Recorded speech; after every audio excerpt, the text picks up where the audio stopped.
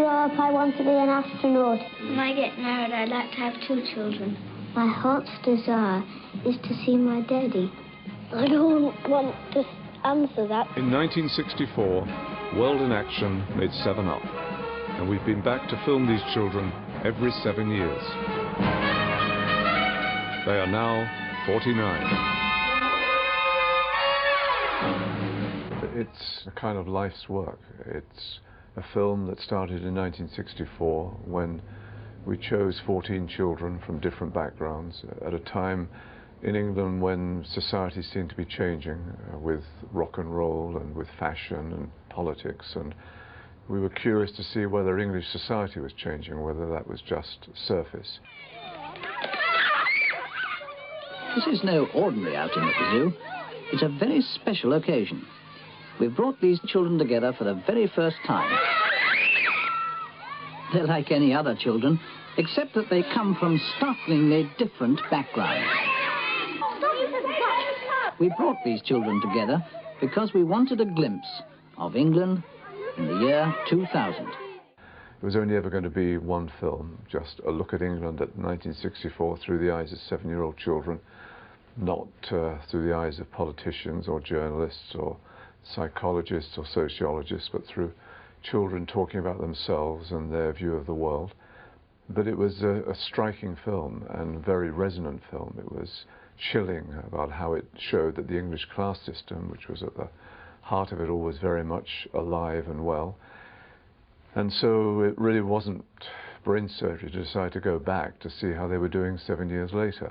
And so simply then we ran with it, and every 7 years I've been back, and this is the 7th film, 49 Up, and it's simply chronicled the lives of these people through all the, the changes that they've gone through over the last 4 decades.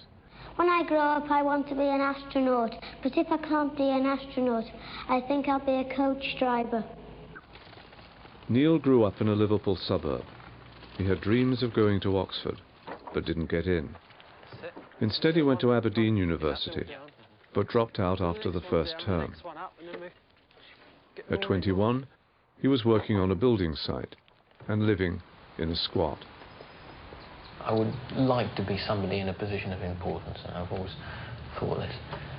But I don't think I'm the right sort of person to carry the responsibility for whatever it is. I always thought, well, I'd love to be, possibly even love to be in politics or something like this. By 28, he was homeless, wandering around the west coast of Scotland. At 35, we found him living in a council estate on the most northerly part of Britain, the Shetland Islands. It's an environment which sustains me. It's one in which I can survive. The reason I don't feel safe is because I think I'm getting more and more used to this lifestyle, which eventually I shall have to give up. And what would you like to be doing, say, in 7 years? I can think of all kinds of things I'd like to be doing. The real question is what am I likely to be doing?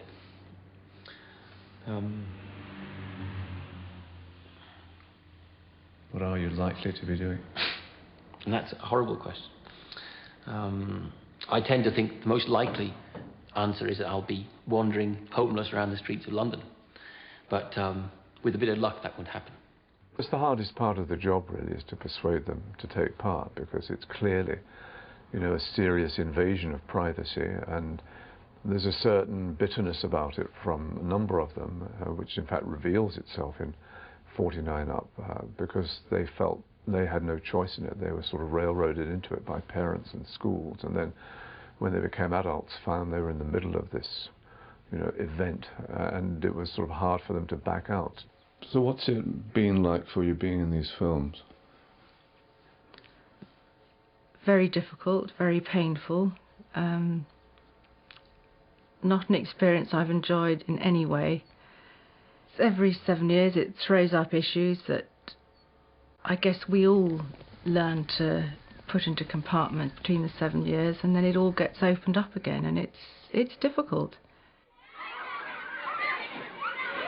We were all landed in it, and most of us have, for whatever reason, chosen to go through with it. I'm not an outgoing, confident person. I like my privacy. I don't like however many million people picking over my life. And is that what they do you think? I think for a couple of minutes, yes, and then it's yesterday's news. And people seem to read into what they think we all think, which I find very hurtful, really, because most of them come up with things that they think which is nothing like what's going through my head. They have turned out to be incredibly articulate, and I'd like to think that's because everybody can be, and everybody is. Everybody's got a story to tell. And if you give people the time and the space, and you're talking about things that people have lived through, people can be very moving and articulate about their lives. And there aren't many pieces of work, especially in film, that has the patience or the longevity or the time to do that, to, as it were, to honour the drama of ordinary life, which is, after all, the big drama of life, not the drama of movies and television and whatever, but the dramas we all have to go through, that we all, in some way or another, touch us all. Children, jobs, marriage, whatever.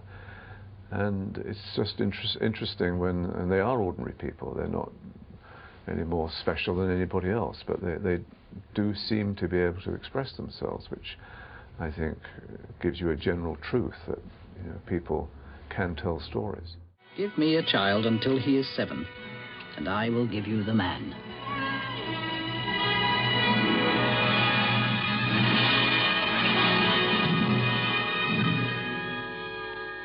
This has been a glimpse of Britain's future.